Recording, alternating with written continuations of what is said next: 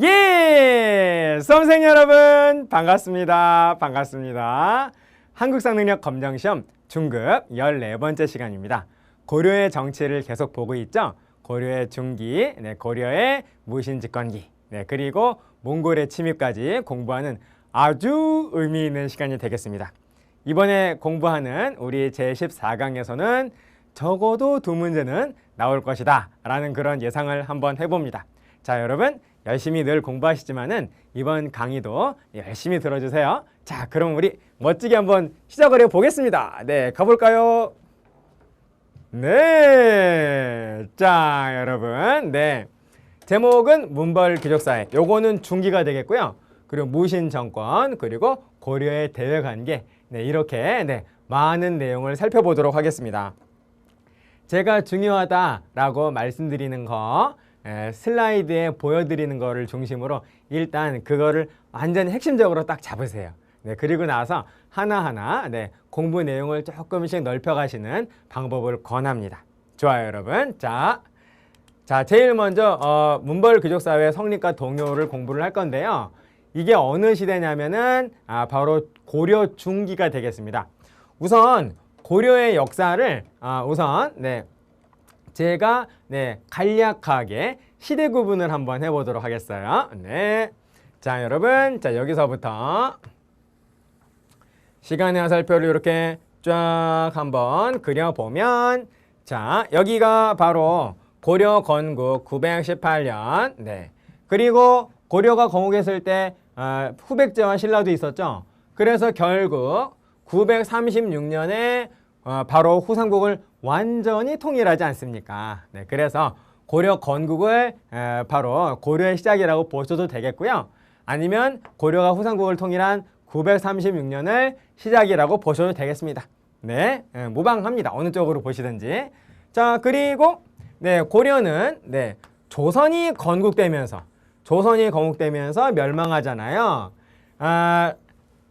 4년 전입니다. 4년 전 1388년에요. 고려의 장군이었던 장군 이성계가 위화도 회군을 해가지고 모든 권력을 장악하지 않습니까?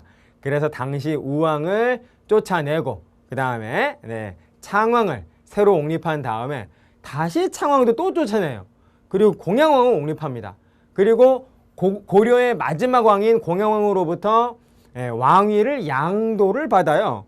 그리고 자기가 왕이 된다라는 겁니다. 그러면서 이후에 나라 이름을 조선으로 바꾸게 되는 것이죠. 그래서 조선의 건국은 고려의 멸망이고 고려의 멸망은 조선의 건국이 되시겠다라는 것입니다. 자, 일단 이렇게 고려 건국부터 조선 건국까지 따져보면 고려의 역사는 475년간이 되는데요. 자, 일단 고려의 역사는 어떤 시점을 계기로 해서 고려 전기와 고려 후기로 나누어 볼 수가 있겠습니다. 자, 여기서부터 여기까지가 전기다 라고 하고, 또 여기서부터 여기까지가 후기다 라고 한다면 여러분 굉장히 중요한 시점이니까 나누어지겠죠? 바로 이게 뭐냐, 1170년 무신정변. 바로 군인들이, 이 솔저들이 들고 일어나서 당시 집권 세력인 문벌귀족을 굉장히 많이 살해하면서 권력을 확 잡아요. 그게 바로 무신정변이 된다라는 겁니다. 그래서 무신정변을 계기로 해서 고려는 전기, 후기로 일단 나누고, 자, 그 다음에 전기는 또 2등분을 합니다. 왕을 기준으로 하는데요. 성종. 우리 이미 공부했죠? 바로 고려의 중앙정치를 정비한 왕이 바로 성종이잖아요. 그래서 중앙정치가 제일 중요하기 때문에 통치구조, 통치체제가 성종 때 완비된다라고 말을 한다면 통치체제가 완비될 때까지의 시기가 앞시기가 되는 거고, 통치체제가 완비된 이후의 시기가 바로 뒤의 시기가 된다라는 겁니다. 한마디로 국가의 기틀이 닦일 때까지, 그리고 닦인 다음부터가 되는 거죠. 자, 그래서 이 앞부분을 우리는 뭐라고 표현을 하냐면요, 초기라고 표현을 해주고요. 그리고 성종부터 무신정변까지를 우리는 중기라고 얘기를 해줍니다. 자, 그리고 무신정변으로 성공한 이 무신들, 이 솔저들이 네, 고려를 세상에 100년 동안 통치해요. 그래서 무신정변 이후에 100년간을 우리는 뭐라고 하냐면 무신집권기 또는 무신정권이라고 표현을 해준다라는 겁니다. 무신집권기 또는 무신정권. 무신정변은 1170년에 보현원에서 있었던 그날의 사건을 말하는 거고, 무신정권은 무신정변 이후에 100년간을 무신정권이라고 하는 것이죠. 자, 그런데 네, 무신정권은 언제 끝나냐? 1270년에 끝나거든요. 네, 요게 주요한 원인이 있는데 바로 1231년에 아주 무시무시한 북방 유목민족이 쳐들어옵니다. 누가 쳐들어오느냐? 몽골이 쳐들어온다라는 거예요. 몽골의 침입이 있다라는 거죠. 그래서 몽골의 침입으로 1232년에 당시 무신 집권자인 최우가, 최씨 집권기의 최우가 바로 몽골을 보다 더 효과적으로 방어하기 위해서 수도를 어디로 옮기냐면 바로 개경에서, 개경 바로 밑에 우리가 주로 피난 잘 가는 섬 하나 있죠. 그 섬 이름 뭡니까? 강화도. 강화도로 옮긴다라는 거예요. 그러면서 우리는 몽골과의 싸움을 본격적으로 시작하게 되죠. 그래서 그 이후를 뭐라고 하냐면 대몽항쟁기, 몽골에 대항해서 항쟁했던 시기다라고 하지 않습니까? 자, 그런데 그 대몽항쟁기는 언제 끝난다라고 말할 수 있냐면요, 1270년에 끝난다라고 말할 수 있겠어요. 그래서 이건 어떤 경우냐면 바로 몽골한테 계속 항전하던 장소가 강화도였는데, 강화도에서 수도를 다시 개경으로, 다시 되돌려서 강화도에서 다시 개경으로 돌아간 시점이 바로 다름 아닌 1270년입니다. 얘를 뭐라고 표현을 하냐면요, 개경환도라고 표현을 해줘요. 강화도에서 임시 수도로 있다가 개경으로 도읍지를 다시 되돌렸다, 다시 돌아갔다라고 하는 그런 의미가 되겠습니다. 그런데 당시 무신 집권자는 개경환도에 반대하고 있었거든요. 그래서 결국 당시 고려의 왕인 원종이 마지막 무신 집권자인 임유무를 제거하면서 바로 개경환도가 이루어지거든요. 그래서 개경환도를 계기로 해서 무신 집권기는, 무신 정권은 끝났다라고 말할 수가 있다라는 겁니다. 그리고 그 다음부터는 바로 몽골의 아주 강력한 내정 간섭을 받게 되는데, 개경환도 다음 해인 1271년에 바로 당시 몽골의 칸인 쿠빌라이 칸이요, 나라 이름을 중국식으로 원으로 바꿔요. 그래서 그 이후의 시점을 우리는 뭐라고 표현을 하냐면요, 바로 원간섭기라고 표현을 해준다라는 겁니다. 원간섭기. 그래서 약 80년 동안 원나라에 아주 강력한 내정 간섭을 받게 되는데, 바로 요 시점에 원이 점점 힘이 약해지자 바로 이 기회를 잘 잡아서 바로 원으로부터 독립운동을 해나간 아주 멋진 독립운동가, 영웅적인 왕이 등장을 합니다. 그래서 이 왕의 등장과 함께 원 간섭기는 끝난다라고 표현을 해준다라는 거예요. 여러분, 이 왕이 누구죠? 공민왕. 고려 정치에서 가장 중요한 사람이 바로 공민왕이 되겠습니다. 공민왕. 그래서 여기까지가 바로 공민왕이 되는 거고, 공민왕은 개혁 정치를 추구해 나가다가 결국 암살되잖아요. 공민왕은 언제 죽냐면요, 1351년에 일단 즉위해가지고 즉위해서 1374년에 죽습니다. 암살돼요. 그래서 조선 건국이 1392년이니까요. 공민왕이 죽은 다음부터는 고려는 더 이상 재기를 하지 못하고 결국 망해갔다라는 거죠. 그래서 공민왕 사후 망해간 이 18년 동안 요 속에 이제 위화도 회군도 있는 거죠. 요거는 위화도 회군이고요. 요 18년간을 우리는 뭐라고 표현을 해주냐면 말기라고 표현을 해준다라는 겁니다. 그래서 고려의 역사는 이렇게 5등분, 초기, 중기, 무신정권, 원간섭기, 말기, 이렇게 된다라는 거예요. 여기서 우리 하나 더 붙여보도록 하겠습니다. 뭐를 붙이냐면요, 초기의 집권 세력은 누구냐라는 거예요. 바로 호족이죠. 왕건과 함께 고려를 건국하고, 그리고 고려 바로 후삼국까지 통일을 한 사람들이 바로 누구냐? 바로 호족이 된다라는 겁니다.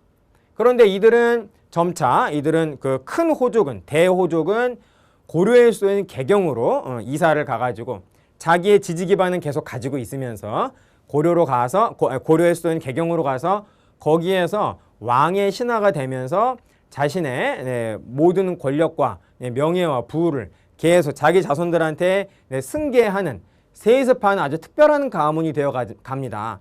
여러분 그러한 특별한 가문은 뭐라 그러죠? 바로 귀족이라고 한다라는 거예요. 귀족. 그래서 중기에는 바로 호족이 초기의 집권 세력인 호족이 귀족으로 변신을 하는 겁니다. 호족이 망하고 귀족이라는 새로운 세력이 등장한 것이 아니라요. 호족이 점차 귀족화된 거죠. 귀족으로 바뀌어 간 거죠. 네, 그렇게 보시면 되겠고요. 이 당시의 귀족을 우리는 뭐라고 하냐면요. 문벌 귀족이라고 표현을 해줘요. 문벌 귀족. 벌이라고 하는 글자는 이익을 함께하는 이기적인 집단, 그런 의미를 가지고 있죠. 재벌, 뭐 학벌, 뭐 이런 것처럼 문신들의 집단을 바로 문벌이라고 한다라는 겁니다. 이 귀족들이 바로 문신들의 관직을 전부 다 차지했다라는 거죠. 비록 과거제는 있었지만은 보다 더 강력한 관리 등용제도는 뭐라고요? 음서제를 가지고서 바로 이런 어떤 문벌을 형성을 한 귀족을 바로 뭐라고 한다? 문벌 귀족이라고 한다라는 거예요. 근데 이들은 자기들끼리 막 싸웠어요. 그리고 힘을 더욱더 키우기 위해서 왕하고도 싸웠다라는 겁니다. 그래서 이 문벌 귀족 사회는 굉장히 혼란스러웠다라는 거죠. 그거를 공부한 게 이제 이자겸의 난하고 묘청의 서경천도 운동이 된다라는 거예요. 아무튼 이러한 귀족들의 이 혼란으로 결국 권력은 누구한테 뺏기게 되냐면 무신한테 뺏기게 된다라는 겁니다. 그래서 그 이후에는 바로 누가 권력을 잡게 되냐면 무신들이 권력을 잡게 된다라는 것이죠. 자, 여러분, 그런데 이 무신들이 바로 원간섭기가 되면서 원간섭기의 시작과 함께 이 무신들은 권력을 잃게 되는 거죠. 권력을 잃게 되면서 바로 원간섭기에는 또 어떤 귀족이 등장을 하느냐. 네, 이 무신 집권기에, 이 대몽항쟁기에 몽골한테 항복하자라고 주장했던 이 문신들이 바로 몽골의 신임을 받으면서 바로 이들이 새로운 집권 세력이 되었다라는 겁니다. 이런 어떤 세력 말고도 몽골어를 잘한다거나 아무튼 원래 문벌 귀족이었던 사람 가운데에서도 또 원간섭기에 새롭게 권력을 잡아가지고 바로 또 이 원간섭기의 새로운 귀족으로 이제 점차 발전을 하게 되는데 이 원간섭기에 원의 전폭적인 지원을 받으면서 바로 권세를 휘둘렀던 이러한 원간섭기의 귀족을 우리는 뭐라고 한마디로 표현을 하냐면요. 권문세족이라고 표현을 해요. 권문세족. 자, 여러분 이해되시나요? 네. 자, 그래서 고려시대는 내내 귀족사회였다라는 겁니다. 보시는 바와 같이 호족이 문벌 귀족으로 그리고 문벌 귀족이 무신으로 이 무신 집권기 100년간은 이 100년 동안이 100년 동안에 이 무신들이 바로 귀족이었던 거예요. 그리고 원간섭기에는 권문세족.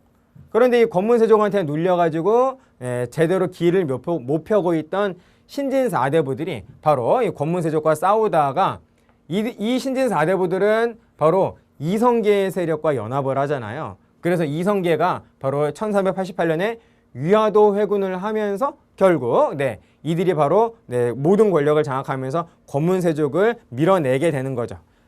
자, 여러분 그들이 바로 누구다? 신진4대부다라는 겁니다. 신진4대부.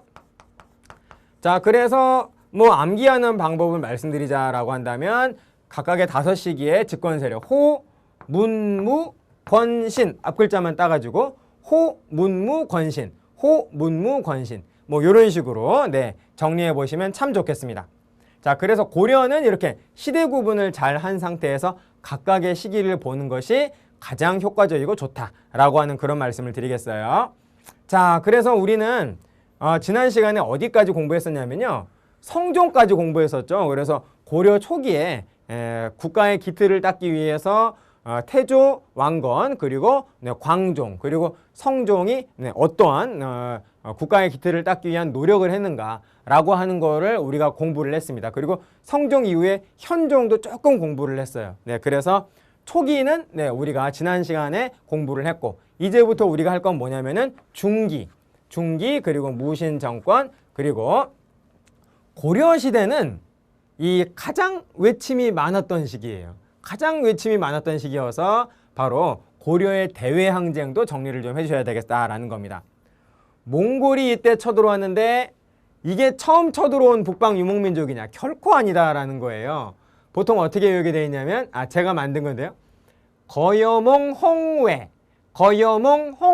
이렇게 한번 외워보십시오. 제일 먼저 고려를 침공한 북방 유목민족은 거란족입니다. 거란족.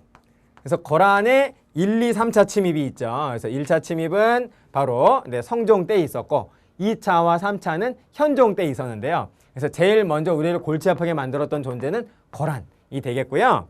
자, 그 다음에 중기.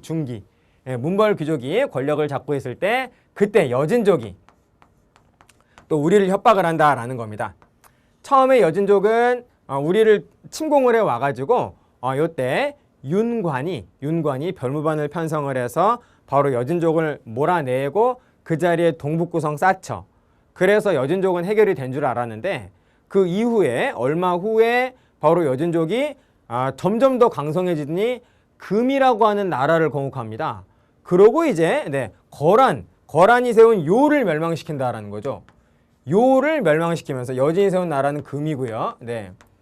멸망시키고 중국의 왕조인 송나라까지 멸망시켜요. 물론 송나라는 1년 후에 남쪽에서 남송으로 다시 재기하지만은 아무튼 이 당시에 1126년에 송나라를 멸망시킨 건 틀림이 없습니다. 그래서 그렇게 힘이 강했던 거란, 이 요나라와 중국 왕조인 송나라까지 완전히 멸망시킨 후에 금나라는 이때의 금나라는 고려에 침공해 오지 않고 협박을 하게 된다라는 겁니다. 우리한테 4대를 취할래? 아니면 우리랑 한번 싸워볼래? 라고 하는 그러한 협박을 취하자 당시 집권자인 이자겸의 난을 일으킨 바로 이자겸이 당시 권력을 잡고 있었거든요. 그래서 이자겸이 바로 금나라의 4대 요구를 수용을 하면서 우리는 약 90년 동안 금나라의 강한 내정 간섭을 받게 된다는 겁니다. 그러던 우리 고려는 이 금나라로부터 벗어나게 되는데요.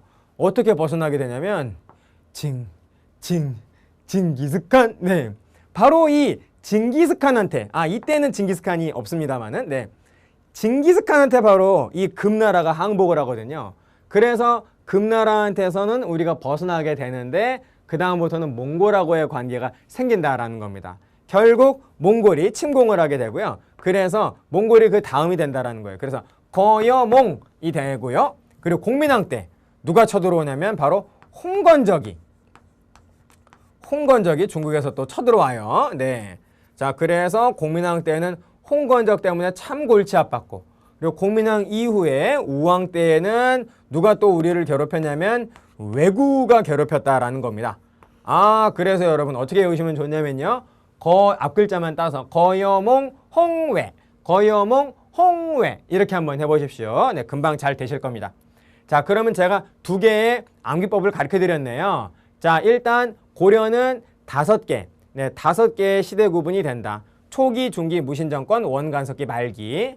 그리고 각각의 시기를 통치했던 권력을 잡고 있었던 집권 세력은 암기법이 뭐라고요? 호문무권신 하시고, 그리고 외세가 우리를 침략해온 순서는 거여몽 홍외 이렇게 정리해 주시면 참 좋을 것 같습니다. 자, 그럼 여러분, 우리는 순서대로 문벌귀족사회 요거부터 한번 해보도록 하죠. 자, 우리 좀 지우고 이제 고려 중기에 문벌귀족사회가 얼만큼 혼란스러웠는지 그거를 보겠습니다. 가장 대표적인 문벌귀족사회의 성립과 동요를 보여주는 2개의 사건이 바로 이자겸의 난과 묘청의 서경천도운동이에요. 이자겸의 난은 1126년, 묘청의 서경천도운동은 1135년, 9년 후인데요. 참고만 해주십시오. 12세기. 이 정도구나. 이렇게 생각하시면 되겠습니다. 자, 이자겸의 난부터 먼저 설명드리면, 이자겸은 당시 왕실이 이 혼인관계가 좀 복잡했어요. 그래서 복잡한 그런 어떤 왕실과 그 이자겸 가문의 뭐 혼인 관계까지 우리가 관심 가질 필요는 없고요. 이렇게만 이해해 주시면 되겠습니다. 네. 당시 왕은 인종인데 인종이 바로 이자겸의 외손자였다. 인종의 외할아버지가 바로 이자겸이었다 라고만 생각을 하시면 아주 훌륭합니다. 이자겸은 누구냐?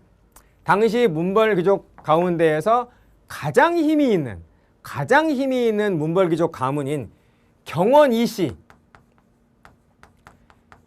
이씨의 대표자였다라는 겁니다. 그래서 인종을 능가하는 힘을 가졌다라고도 표현이 되죠. 그래서 이 외할아버지 이자겸이 모든 힘을 가지고 있었던 겁니다. 당시 당연히 여러분 이 인종은 또 인종을 따르는 측근 세력도 있겠죠. 이들은 이래서는 안 된다. 왕권을 강화해야 한다. 라고 하는 뭐 그런 어떤 주장을 당연히 했겠죠. 자, 그래서 인종이 이자겸을 제거하려고 했었어요. 그런데 그 정보를 이자겸이 먼저 입수했다라는 겁니다. 그래서 이자겸이 자기 부하 척준경을 시켜가지고 궁궐로 쳐들어가요. 척준경이 군대를 이끌고 궁궐로 쳐들어가서 바로 고려 궁궐을 불태우면서 인종을 잡아다가 이자겸네 집에다가 데리고 와서 가둡니다. 그게 바로 이자겸의 난이에요. 더 전개되는 내용은 우리가 복잡한 내용은 아실 필요가 없다라는 거죠. 그래서 인종이 이자겸네 집에서 이제 감금되어서 연금되어서 살게 되면서 바로 이자겸이 모든 권력을 거의 왕을 능가하는 그런 어떤 권력을 갖게 되는데 아까 얘기했다시피 바로 그때 금나라가 여진족이 세운 금나라가 바로 고려 정부에 사대를 요구해 왔다라는 겁니다. 그래서 그때 이자겸이 그냥 수용을 해버렸다라는 거예요. 자, 그런데 그 이후에 어떤 일이 벌어지냐면요. 이자겸하고 척준경이 사이가 나빠져요. 사이가 벌어지면서 바로 이를 눈치챈 인종이 척준경을 자기 편으로 만듭니다. 그래서 이자겸을 몰아내준다면 내가 이자겸과 같은 그런 어떤 권력을 주겠다라고 하는 그런 어떤 약속을 해가지고 결국 척준경이 이자겸을 공격을 해서 이자겸은 결국 제거된다라는 겁니다. 이자겸이 죽은 건 아니고요. 이자겸이 정치 무대에서 쫓겨나게 된다라는 거예요. 그렇게 이해를 해주시면 되겠습니다. 그리고 척준경이 잠시 권력을 잡았으나 얼마 후에 정지상과 같은 다른 신하들의 탄핵을 받아가지고 척준경마저도 정치 무대에서 쫓겨나고 말아요. 그래서 최종적인 승자는 왕, 인종이 된다. 이렇게만 여러분 생각을 해주시면 되겠다라는 겁니다. 여러분 이해되셨죠? 이자겸의 난은 이 정도면 충분하고요. 그리고 묘청의 서경천도 운동보다 먼저 일어났다라는 거. 자, 그래서 그 전까지는 넘버 1, 1등이었던 경원 이씨 가문이 몰락하고 맙니다. 그래서 그 다음엔 어떤 상황이 발생을 하냐면요. 넘버 2였던 가문이 이제 넘버 1이 된다라는 거예요. 자동적으로 올라가겠죠. 그 넘버 1 가문이 누구냐? 바로 경주 김씨라는 거예요. 그리고 이 경주 김씨의 대표는 누구냐? 김부식이라는 겁니다. 그래서 이자겸의 난 이후에 새로운 챔피언이 된 사람들이 바로 이 사람들이다라는 거예요. 챔피언이 있으면 언제나 도전자가 있겠죠. 도전자 어떤 사람들이 있냐면 바로 묘청 그리고 정지상과 같은 인물들이 이들이 가지고 있는 권력을 빼앗기 위한 노력을 했다라는 겁니다. 그런데 묘청과 정지상은 모두 출신이 어디냐? 바로 서경이었다라는 게 오늘날의 평양. 그래서 이들의 힘의 근원지가 서경이기 때문에 바로 묘청과 정지상은 수도를 서경 쪽으로 옮기자라고 하는 그런 주장을 했습니다. 서경으로 수도를 개경해서 서경으로 수도를 옮기면 당연히 자기들한테 유리하겠죠. 그리고 이들은 모든 것을 개경에 있었던 모든 것을 다 잃어버리기 때문에 자연스럽게 서경천도를 하면 권력을 이들이 줄 수가 있었다라는 겁니다. 그래서 이들은 서경천도를 주장을 하고 그리고 이쪽 세력은 개경의 모든 터를 잡고 있는 이 김부식을 중심으로 한 이쪽 세력은 서경천도에 반대했죠. 그래서 이들을 뭐라고 하냐면 이 서경으로 옮기자라고 했던 이들을 우리는 서경파라고 하고요. 서경파라고 하고 그리고 서경으로 옮기지 말고 계속 개경에 남아있자 라고 한 사람들을 바로 개경파라고 했다라는 겁니다. 그리고 이 서경파는 서경천도의 근거로서 뭐를 제시하냐면요, 풍수지리. 지금 개경은 운이 다 했다. 새로운 지역에서 광명의 기운이 뻗치고 있는데 거기가 어디냐? 바로 서경이다 라고 하면서 네, 당시 묘청 스님이요, 네, 풍수지리의 1인자였다라고 합니다. 네, 그래서 인종도 거기에 많이 네, 생각이 기울어 가지고 서경 계속 왔다 갔다 하면서 서경으로 옮기려는 그런 어떤 네, 움직임이 있었어요. 그런데 결국 모든 권력은 이들이 장악하고 있는 상황이기 때문에 결국 인종 앞에서 개경파와 서경파가 서경천도하자, 천도하지 말자라고 하는 논쟁은 고려 조정 내에서의 논쟁은 개경파의 승리로 끝나가지고 서경천도 운동이 이제 보류 내지는 그냥 아예 그냥 무산되고 말았다. 서경천도의 주장이 무산되고 말았다라는 겁니다. 그러자 묘청은 자기 혼자 서경으로 가가지고 나라를 하나 세워버려요. 일이 이렇게 된 이상 안 되겠다라고 해서 서경에 가가지고 자기 혼자 대위국이라고 하는 나라를 거목해버리고 맙니다. 반란을 일으킨 거죠, 한마디로. 그래서 바로 이 김부식의 개경파의 이 김부식이 바로 고려의 관군을 이끌고 가서 바로 서경을 이 대위국을 진압한. 네. 그래서 결국 누구의 승리로 끝나냐면 네, 이 김부식 개경파 이쪽의 승리로 끝나는 운동이 바로 묘청의 서경천도 운동이 되겠다라는 겁니다. 여러분 이해되십니까? 그래서 이런 사실을 보면서 우리 개화기와 일제강점기에 정말 유명한 역사학자이신 네, 민족주의 역사학자 단재 신채원 선생님은 참 아쉽다. 당시 묘청 정지상 이 서경파가 무슨 주장을 했냐면요, 당시 금한테 사대를 취하기 시작한 시점이어가지고 당시 우리 고려에서는 네, 금나라한테 계속 조공을 바치고 있는 상황이었습니다. 그래서 이들은 수도를 서경으로 옮긴 다음에 금나라를 정벌하자라고 하는 그런 어떤 주장을 했었고, 그리고 이쪽 개경파는 금을 지금 정벌한다는 건 말도 안 된다라고 하면서 계속 사대를 취하자라고 하는 그런 어떤 입장이었는데, 금을 정벌하자라고 하는 자주적인 이러한 서경파의 운동의 실패로 끝나면서 우리나라의 역사는 그 다음부터 4대 쪽으로 가게 되었다라고 표현을 하시면서 참 아쉽다라고 하는 그런 말씀을 하십니다. 그래서 묘청과 정지상의 이러한 서경천도 운동을 굉장히 높이 평가하면서 이게 굉장히 중대한 사건이다 라고 말을 한다라는 거예요. 그래서 조선 역사상 1000년대 네, 제1대사건이라고 하는 우리나라의 역사에서 1000년 동안에 가장 중요한 가장 큰 사건이 바로 이 사건이다 라고 하는 그런 언급을 하신 분이 바로 단재 신채호다 라는 것도 여러분 같이 좀 정리를 해주시면 좋을 것 같아요. 자, 좋습니다. 자, 그래서 고려 중기에서 문벌 귀족사회의 그 동요의 모습은 이 정도 봐주시면 되겠는데요. 자, 묘청의 서경천도 운동이 좀 더 중요합니다. 이자겸의 남보다. 자, 그래서 이렇게 또 암기법으로 제가 좀 만들어 놨어요. 네.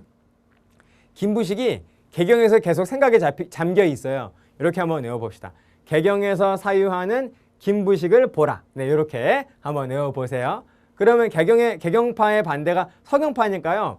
항목씩, 네, 각각의 항목씩 다 네, 반대되는 거를 또 적어보면 바로 나옵니다. 네. 자, 개경에서 사유하는 김부식을 보라. 이 개경이 바로 개경파가 되는 거죠. 개경파가 되고, 자, 그 다음에 당연히 여기에는 이들과 싸웠던 서경파가 있겠죠. 서경파가 있겠죠. 개경파의 대표는 김부식, 서경파의 대표는 묘청과 정지상이 있습니다. 일단 묘청만 쓰겠습니다. 자, 그리고 네, 이 사는 뭐냐면요, 개경파가 금에 대해서 어떻게 생각을 했죠? 금나라에 대해서 금에 대해서 4대를 유지하자라고 한 입장이었고, 서경파는 수도를 서경으로 옮긴 다음에 금을 어떻게 하자 그랬죠? 금나라를 정벌하자 그랬었죠. 금나라를 정벌하자. 네. 그리고 서경파는 서경천도의 근거로 무엇을 들었다고요? 어떤 논리를? 그렇죠. 풍수지리를 바로 근거로서 들었다. 그러나 개경파는 기본적인 유교 질서를 가지고서 풍수지리에 맞섰다라고 볼 수 있다라는 겁니다. 자, 그리고 이런 개경파는 자기가 모든 권력을 갖고 있기 때문에 보수적이었다라고 말할 수 있는 반면 서경파는 이들은 도전자였죠. 네, 그러므로 매우 진취적이고 그리고 자주적인 그런 성향을 가졌다라고 볼 수 있습니다. 그리고 김부식은 여러분, 네, 경주 김씨예요. 아, 그러므로 이들은 신라를 계승한 세력이다라고 볼 수 있겠고요. 그래서 그 이후에 김부식이 서술한, 김부식이 중심이 되어서 서술한 삼국사기는 당연히 신라 중심으로 이렇게 구성이 되어 있습니다. 자, 이에 반해 서경, 평양은 원래 고구려의 수도였죠. 아, 그러므로 이 서경파는 고구려를 계승한 그러한 세력이다 라고 말할 수 있다라는 겁니다. 그래서 개경에서 사유하는 김부식을 보라 라고 하는 하나만 여러분 한 줄만 잘 외워놓으시면 이렇게 개경파와 서경파의 특징을 각각 대비되는 각각의 특징을 하나씩 정리할 수 있다라는 것이죠. 이것도 한번 활용해 보십시오. 좋습니다. 자, 그다음에 이제 이러한 문벌 귀족들은 자신들끼리 싸우면서 결국 주도권을 잃어버리게 된다라는 거죠. 혼란이 계속 전개가 되었기 때문에 그래서 이러한 혼란을 잠재우지 못했다라는 겁니다. 안정시키고 새롭게 발전할 수 하진 못했기 때문에 결국 무신들한테 주도권을 뺏기게 된다라는 거예요. 무신 정변으로 해서 바로 주도권을 뺏기고 그 다음은 무신들이 권력을 잡게 되는데요. 이 무신 정변의 배경을 보시면 일단 정치적인 배경을 이렇게 말씀드릴 수 있을 겁니다. 고려 중기에 문벌 귀족 사회가 매우 혼란스러웠다. 이러한 무신들의 쿠데타는 혼란스러울 때 쿠데타가 일어나지 안정적일 때 쿠데타가 성공하진 않거든요. 그렇죠, 여러분? 군인들이 세상이 왜 이렇게 조용해? 그러면서 쿠데타를 일으킬 수는 없잖아요. 그래서 문벌 귀족 사회가 매우 혼란스러워서 이 무신들이 권력을 잡을 수 있는 하나의 기회를 제공했다라고 볼 수 있겠고요. 여기에다가 당시 왕이 누구냐면 인종은 죽고 인종의 아들인 의종이 왕이었습니다. 근데 이 의종이 정치에 관심을 가지고 열심히 정치를 했으면은 또 무신정변이 일어나지 않았을 수도 있었어요. 하지만 이 의종은 한마디로 그냥 파티보이라고 생각을 하시면 될 겁니다. 그러니까 정치에는 관심이 없는 노는 데에만 한눈이 팔린 왕이었다라고 볼 수 있겠어요. 그래서 이거를 뭐라고 표현을 하는 의종의 실정, 정치를 잃었다. 실수한 정치 이렇게 표현을 할 수가 있겠습니다. 그러니까 한마디로 의종은 폭력성이 없는 연산군이었다. 뭐 이렇게 생각을 하시면 되겠어요. 그래서 당시 왕도 정치에 관심이 없는 무능한 왕이었기 때문에 이것이 바로 정치적인 하나의 배경이 된다라고 볼 수 있겠고요. 자, 그 다음에 경제적인 하나의 배경은 문벌 귀족들이 막 싸우면서 수조지마저도 막 자기들끼리 막 뺏어 먹어요. 그래서 당시 하급 군인들한테 지급이 되는 수조지가 이름이 뭐냐면 군인전이었거든요. 그런데 이것마저도 지급이 되지 않는 군인들한테, 하급 군인들한테 군인전, 이게 생계 유지의 수단인데 생계 유지의 수단마저도 지급이 되지 않는 이런 상황이 발생을 했다라는 겁니다. 이거 여러분 얼만큼 오래 참을 수 있겠어요? 오래 못 참겠죠. 이제 내가 굶어 죽어가는 상황, 그런 상황인데 더 지체했다가는 뭐 죽는 거잖아요. 그러니까 이것도 하나의 큰 요인이었다라고 볼 수 있겠고요. 다음에 사회적인 배경이라면 이 군인들에 대한, 무신에 대한 차별대우, 무신에 대한 경시, 일단 차별대우, 경시풍조, 이것 또한 사람이 견디기 힘든 그러한 감정이죠. 그러므로 아무 근거 없이 계속 무시당하면 여러분 그 끝까지 버틸 수 있는 사람이 몇이나 되겠습니까? 자, 그래서 바로 이러한 정치, 경제, 사회적인 그런 어떤 요소가 그냥 복합되어 가지고 결국 1170년에 무신정변이 빵 터졌다라는 거예요. 자, 그래서 이들이 이날 성공을 합니다. 예, 성공을 해서 권력을 잡아서 100년 동안 가게 된다라는 겁니다. 자, 다음 무신정권기의 기구.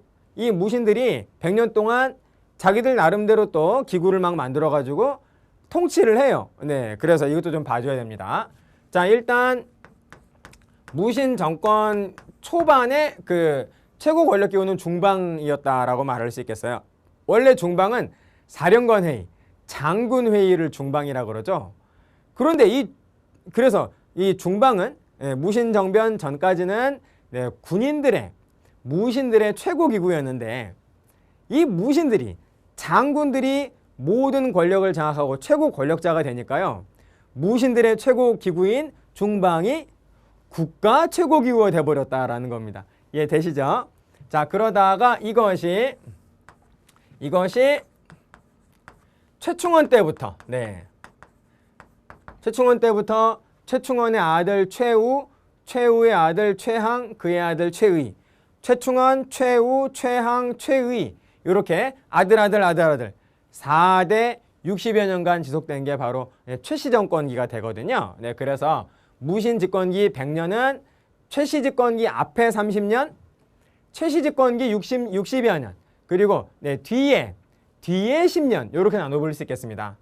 최충원이 바로 새로운 최고 권력기구를 내놓는데요. 아, 그게 뭐냐? 교정도감이라는 거죠. 교정도감. 그래서 그 전까지는 대체로 중방이 최고 권력기구의 그 기능을 갖다가 최충원 때 교정도감으로 바뀝니다. 그리고 최충원의 아들 최우가 교정도감을 놔둔 상태에서 정방이라고 하는 인사를 담당을 하는 정방이라고 하는 새로운 기구를 또 출범을 시키거든요. 그래서 최우 때부터는 아버지가 만든 교정도감과 자신이 만든 정방의 이런 투톱 시스템으로 가게 된다라는 겁니다. 정방은 특히 무슨 일을 했냐면 인사를 담당을 하는 그러한 기구였다라는 거죠.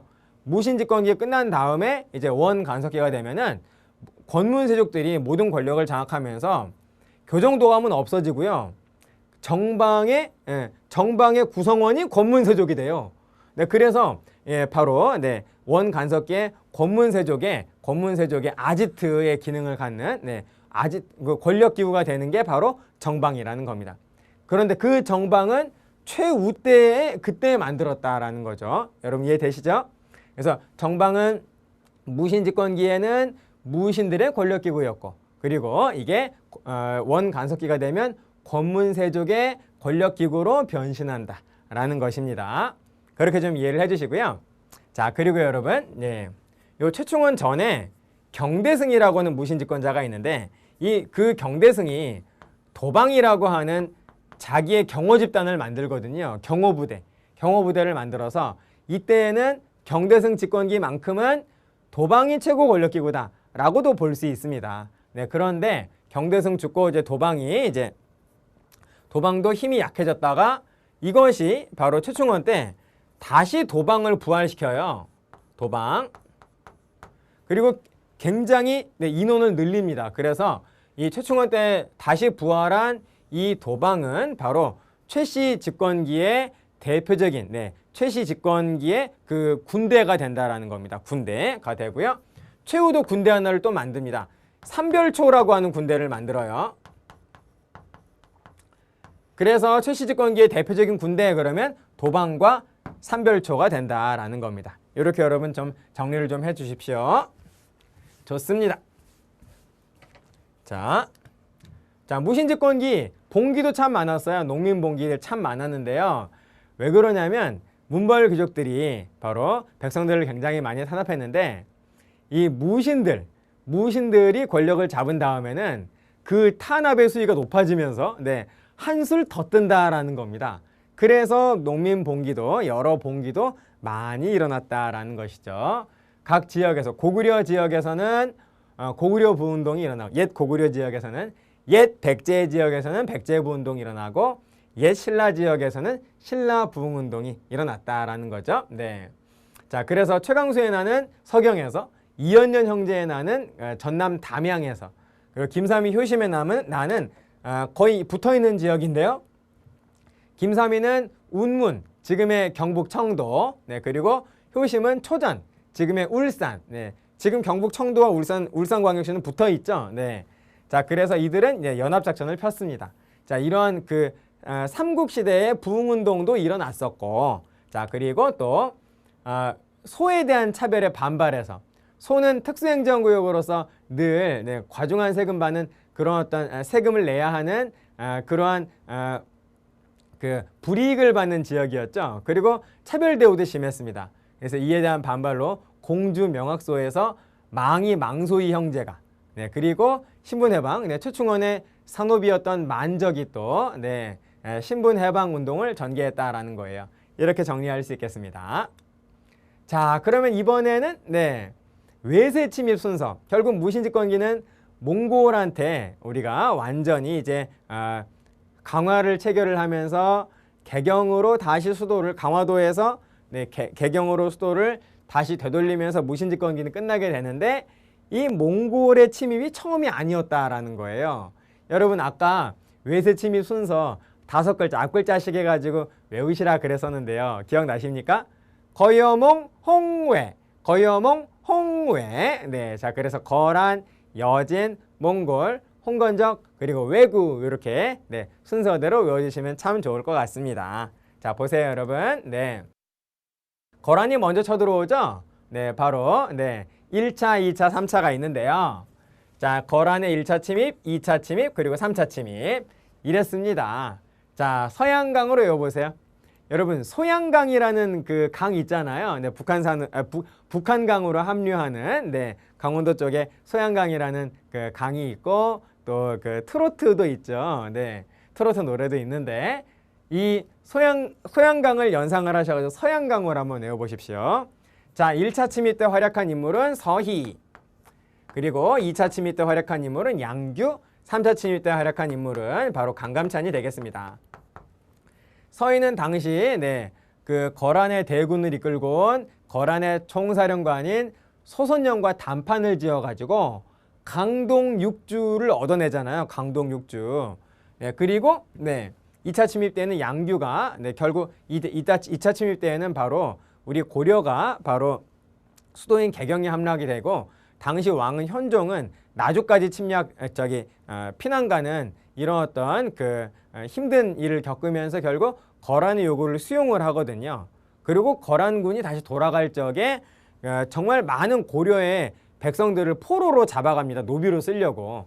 그래서 그때 양규가 계속 돌아가는 거란군을 계속 공격을 하면서 이 잡혀가는 우리 고려 백성들을 구출을 하거든요.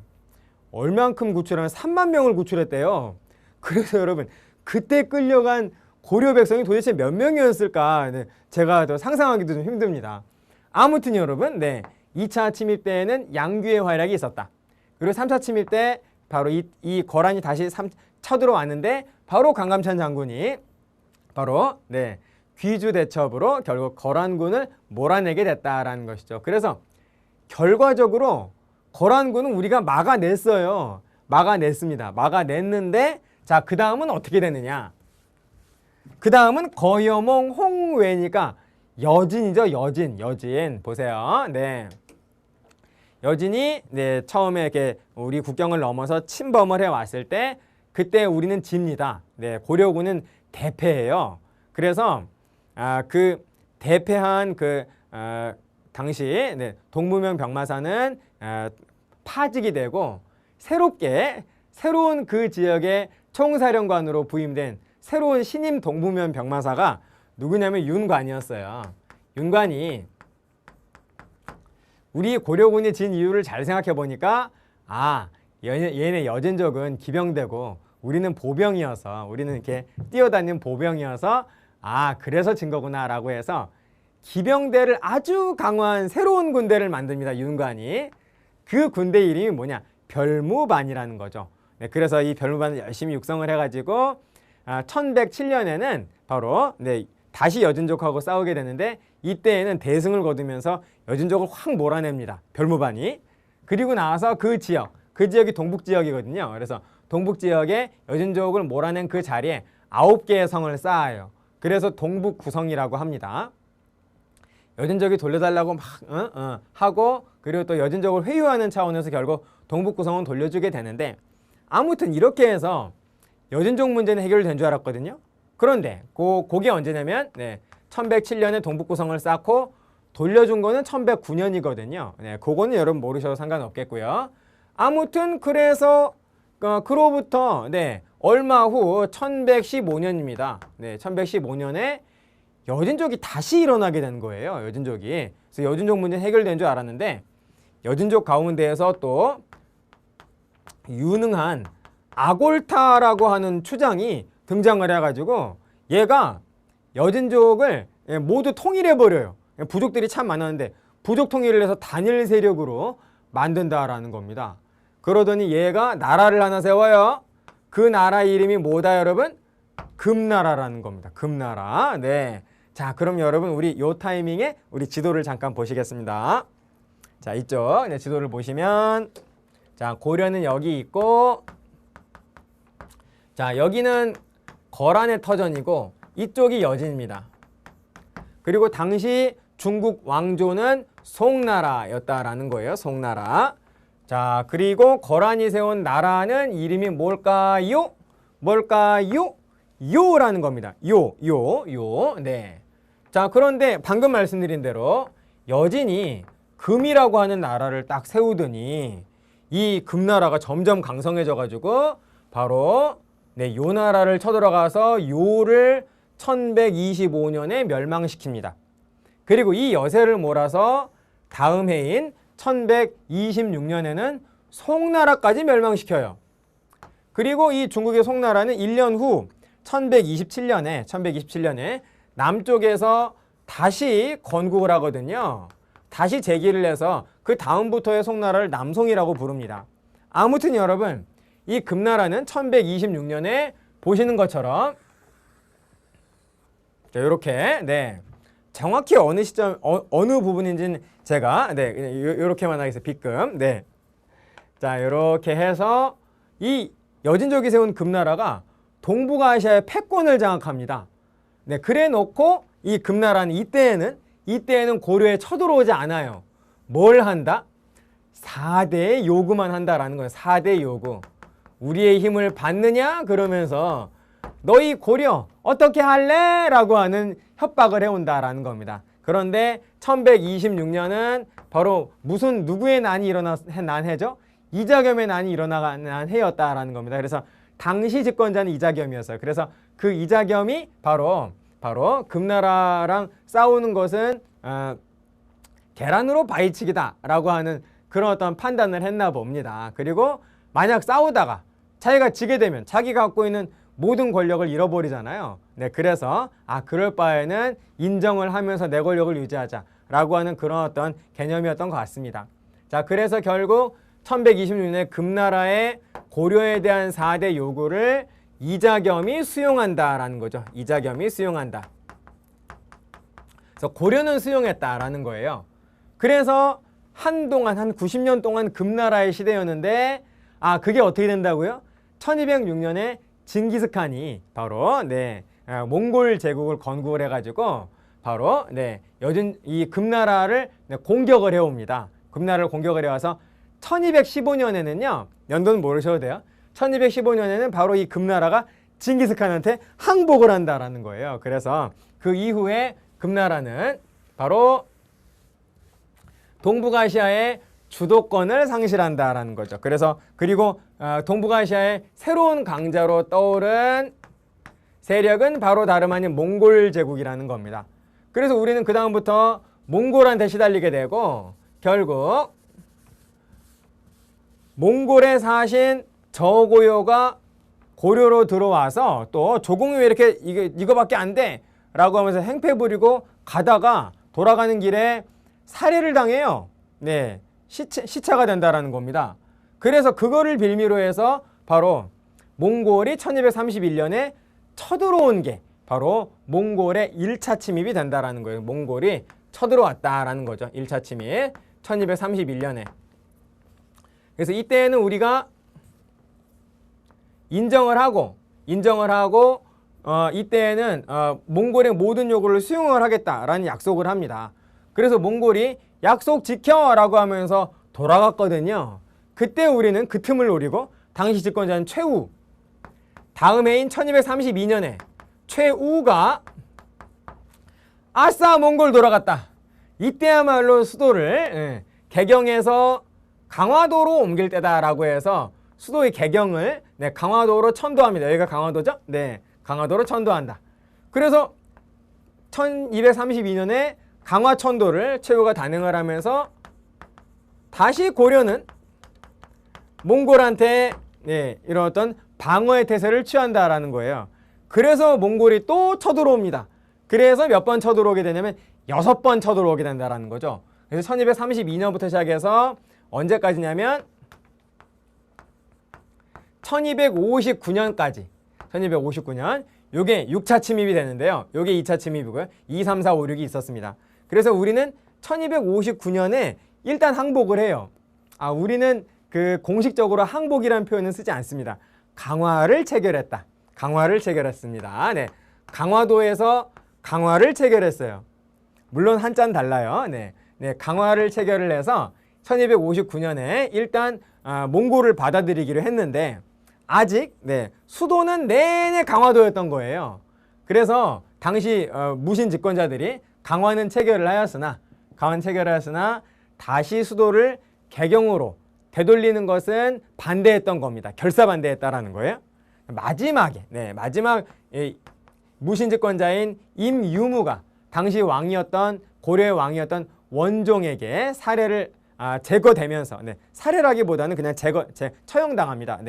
제거되면서 바로 다시 무신들의 권력은 끝이 나고 개경으로 수도가 다시 바뀌게 된다라는 거예요. 그래서 1259년에 쉬운 말로 항복하고 그리고 수도를 강화도에서 개경으로 되돌린 건 1270년이라는 겁니다. 1270년을 계기로 해서 바로 무신집권기는 끝이 나게 된다라는 것이죠. 그러나 여기를 잠시 지우겠어요. 개경으로 1270년에 환도할 적에 강화도에서 있었던 모든 사람들과 군대가 다 개경으로 환도했냐? 그건 아니라는 거죠. 몽골과 가장 열심히 싸웠던 군대에 있습니다. 삼별초. 이 삼별초는 강화도에서 계속 남아가지고 항전하다가 여러분 개경으로 돌아간 다음에는 고려는 이제 몽골의 내정 간섭을 받잖아요. 그래서 고려와 몽골의 려몽 연합군의 공격을 받게 된다라는 거죠. 삼별초가. 그래서 삼별초는 근거지를 어디로 옮기느냐? 안 그려놨군요. 여기 진도. 진도로 삼별초는 근거지를 옮깁니다. 그러면서 고려의 왕족 가운데 한 명인 승화우 왕온을 새로운 왕으로 옹립해요. 그래서 이때에는 개경에 고려 정부가 있고요. 그리고 여기도 고려 왕이 있었습니다. 그래서 진도 정부 이렇게 두 개의 고려 국가가 수도가 이렇게 다른 두 개의 고려 정부가 있었던 상황이 된다라는 거예요. 여몽 연합군이 진도를 공격을 해옵니다. 여몽 연합군이 진도를 이렇게 샥 공격을 해와서 이 과정에서 진도에서 싸우는 과정에서 삼별초의 수장인 배중소는 전사합니다. 그리고 이때 진도의 왕이었던 진도 정부의 왕이었던 승화우 왕온도 살해를 당한다라는 거예요. 당시 몽골군 사령관 홍다구한테 잡혀서 살해당합니다. 그래서 남은 삼별초 세력이 어디로 근거지를 옮기게 되냐면 바로 제주도로 근거지를 옮기게 된다라는 거죠. 그래서 여기서 또 싸웠으나 결국 이들은 여몽연합군의 공격을 받아서 제주도에서 전멸합니다. 삼별초의 항전은 강화도에서 진도로 그리고 진도에서 제주도로 간다라는 거죠. 배중소는 진도 싸움에서 전사하고요. 그 다음에 제주도에서는 김통정이 바로 삼별초 군대를 이끌게 되는데 결국 삼별초의 항전은 1273년에 바로 제주도가 함락을 당하면서 끝이 나게 된다라는 겁니다. 삼별초 굉장히 잘 나옵니다, 여러분. 몽골에 맞서서 우리가 끝까지 싸웠잖아요. 네, 그래서 네, 삼별초 꼭 기억해 주시길 바라겠어요. 자, 그러면 여러분 우리 슬라이드로 다시 돌아가서 자, 내용을 계속 한번 보시겠습니다. 네, 방금 공부한 거 복습하시면 돼요. 네, 자, 그래서 몽골이 쳐들어왔다. 그래서 강화도로 우리는 수도를 옮겼다. 그래서 강화도에서 대몽 항쟁하다가 결국 우리는 이제 힘에 붙여가지고 강화를 체결하게 되는데 그 사이에 이런 일들이 있었다라는 겁니다. 2차 몽골이 2차 침입을 해왔을 때 바로 경기도 용인, 지금은 경기도 요인의 그 처인 부곡에서 바로 김윤후가 이끄는 이 처인 부곡민들이 처인 부곡이었어요. 네, 처인 부곡민들이 바로 몽골군 사령관을 죽이게 되는 거죠. 화살을 쏴가지고 살리타를 사살을 하게 되는 그런 엄청난 전과를 올리게 된다라는 겁니다. 요것도 여러분 이 대몽항쟁기에서는 네, 잘 나오는 내용이 된다라는 거예요. 자, 그 다음에 또 뭐가 있냐면 팔만대장경이 있습니다. 대몽항쟁기의 강화도에서 만든 대장경이 바로 팔만대장경이거든요.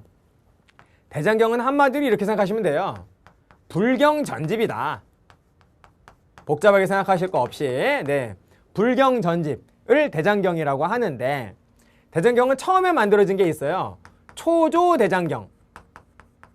이거는 거란이 침략을 해왔을 때 거란 침공 때 불교의 힘으로 부처님의 힘으로 이 나쁜 거란족을 몰아내기를 바라는 마음에서 바로 초조대장경을 만들었거든요. 그런데 이 초조대장경이 몽골이 쳐들어왔을 때 불타버려요. 그래서 얼마나 큰 충격을 받았겠습니까? 그래서 바로 이 몽골의 이 침략을 부처님의 힘으로 막아내기 위해서 바로 강화도에서 대장경을 다시 제조합니다. 다시 제조해요. 다시 제조해서 제조 대장경이라고 하는데 요거는 몽골 침략이죠. 이 제조 대장경이 네, 별명이 팔만대장경이라는 거예요. 같은 말입니다. 이게 나무 목판이 8만 판이 넘지 않습니까? 네, 그래서 제조 대장경의 별명이 바로 팔만대장경이 된다라는 거. 네, 역시 뭐 문화 파트에서는 너무나 중요하고요. 자, 그리고 아까 말씀드린 이 몽골하고 그 강화가 체결되고 그 이후에 바로 개경환도를 했으나 거기에 반대해서 끝까지 항전을 한 그래서 강화도에서 진도로, 진도에서 제주도로 네, 끝까지 항전하고 결국 전멸을 한 삼별초 또한 네, 시험에서 굉장히 잘 나옵니다. 네, 그래서 이렇게 몽골 대몽항쟁기에는 바로 이와 같은 네, 제가 지금 보여드리고 있는 이러한 항목들이 가장 시험에 잘 나오니까요. 자, 이런 항목들을 중심으로 해서 정리를 해주시면 정말 좋을 것 같습니다. 자, 그 다음 공민왕 때 홍건적이 2번 쳐들어와요. 공민왕 때 1차와 2차. 근데 1차 때에는 우리가 서경까지는 함락이 되는데요. 개경은 함락이 안 됐거든요. 그런데 2차 때에는 네, 이 홍건적이 쳐들어온 숫자가요. 1차 때의 2배입니다. 2배. 2배가 쳐들어와가지고 이때 홍건적은 개경까지 함락시킵니다. 네, 개경이 함락되고 당시 왕이었던 공민왕은 어디까지 피난을 가냐면 공민왕은 복주까지 피난을 가는데 여긴 어디를 말하는 거냐? 네, 경북 안동을 말합니다. 안동까지 피난 간 적이 있었다. 결국 홍건적은 다시 이제 우리가 몰아내게 되고 다시 우리가 다시 이제 안정을 찾게 되는데요. 그 이후에 공민왕 사후에 우왕 때 가장 많이 쳐들어온 도적대는 바로 왜구라는 거죠. 왜구. 네. 378번 우왕 제2기간 동안에 378번 쳐들어왔대요. 그리고 이들이 한 몇 명 와가지고 그냥 짊어지고 간 게 아니라 대함대가 옵니다. 한 번에 올 때에는 막 500척 막 이렇게 온다라는 거죠. 그래서 이때 활약한 사람들이 바로 장군들이 바로 신흥무인 세력이라고 표현되는 사람들 아닙니까? 그래서 홍건적과 왜구를 막아내는 과정에서 무신집권기 이후에 다시 부흥한 무인들을 바로 신흥무인 세력이라고 하죠. 대표적인 분들이 바로 최영과 이성계가 되겠어요. 그리고 당시 최무선은 중국으로부터 그 화약을 제조하는 방법을 정말 간신히 알아내게 됩니다. 그리고 자기가 그 알아낸 제조법대로 만들어서 화약 제조에 성공해요. 그래서 최무선이 고려 조정의 건의에서 바로 화약과 그리고 대포를 만드는 그런 어떤 기구를 설치하게 됩니다. 그 기구를 이제 설치를 주도하게 되는데 그 기구가 바로 화통도감이라는 거예요. 그래서 화통도감에서 대포와 화약을 열심히 만든 다음에 그걸 가지고서 바로 왜구를 섬멸하는데 아주 큰 공을 세웠다라는 겁니다. 그게 무슨 대첩이냐면 진포대첩이에요. 네.